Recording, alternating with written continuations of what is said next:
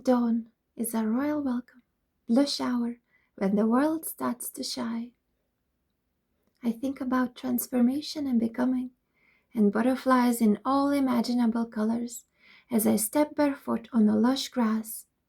I feel brisk warm raindrops as I walk, left here by this gorgeous last dawn.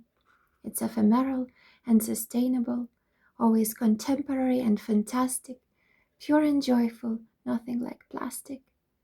And if I took a wild, wild guess, it is all given to try out for myself in this world. Transform your surroundings step by step with fabulous gourmet contents at your fingertips.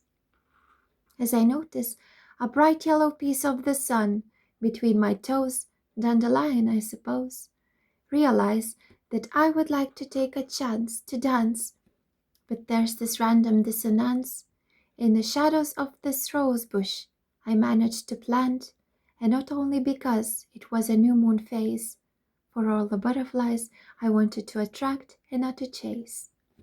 Avoiding existential crisis of medium size by procrastination and delay, doubt and play, full moon will deliberately start to decay. If one only knew how much time exactly there is to waste on copy and paste, on coffee and pastries, on all unachievable goals and obsession not worth chasing in the first place. Because reason to color outside the lines is more than a thin temporary obsession. I'm curious about all kinds of blooms and the way everything just falls into place. In the end, like white whales and waterfalls, like mysterious puffins and blueberry muffins. And it will all work out just fine, you know.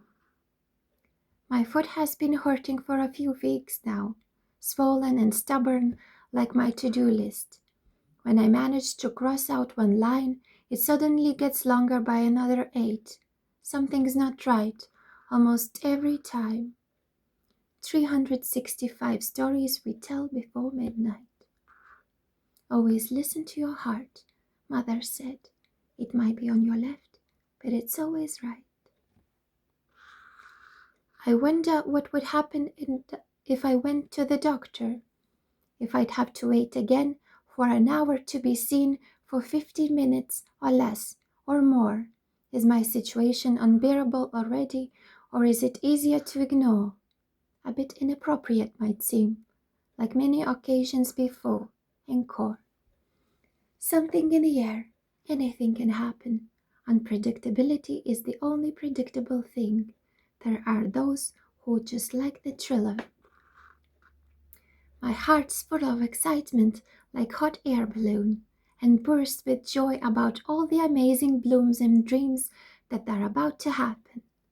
Like a bunch of butterflies in my magic garden, with gooseberries and magpies, white and black.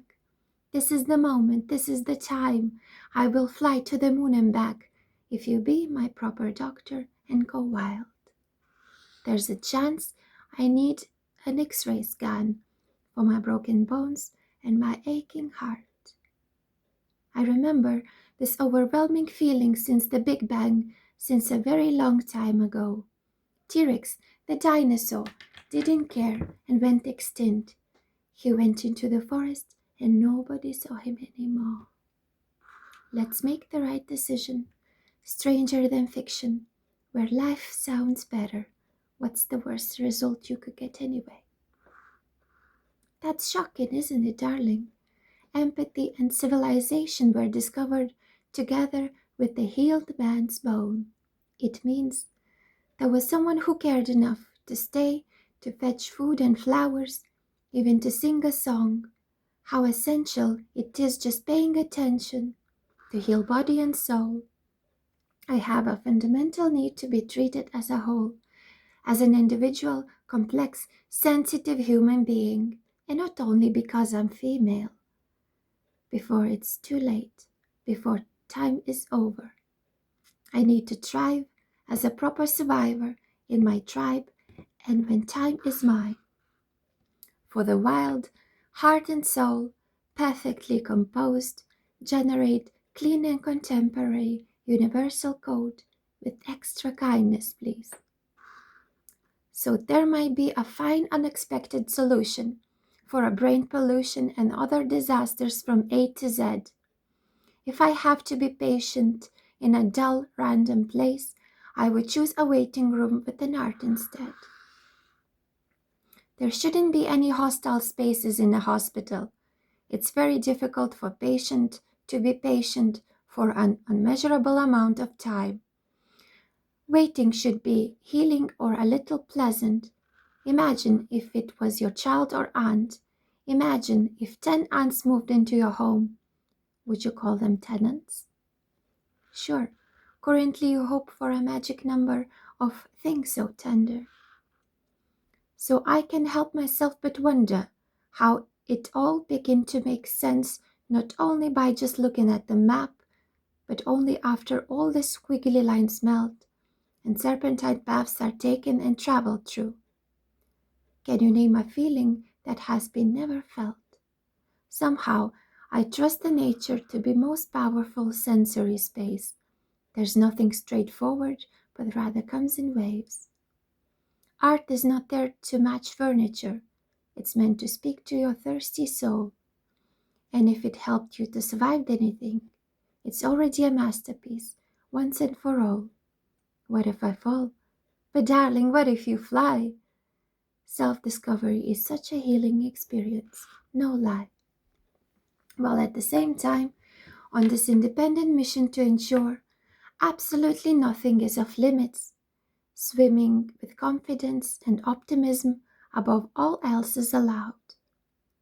Time flies and other lies in the waiting room just fall short. Bare minimum isn't enough, far from perfect waste of time. So I dare to suggest a first aid kit of medical supplies containing mandala books with magic markers and postcards, poetry prescriptions taken once with herbal tea or as often as desired, for a start.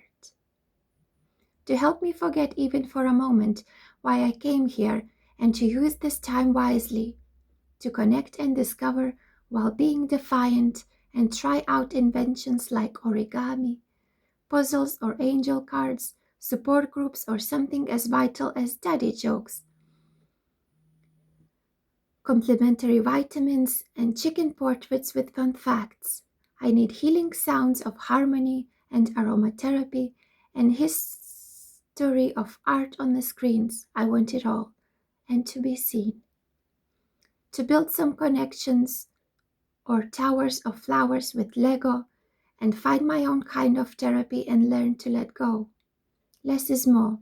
More safe spaces and less loneliness. Less stress means more humanity and the world peace. And I believe there's a proper chance now for empathy, dignity, and kindness for your body and soul.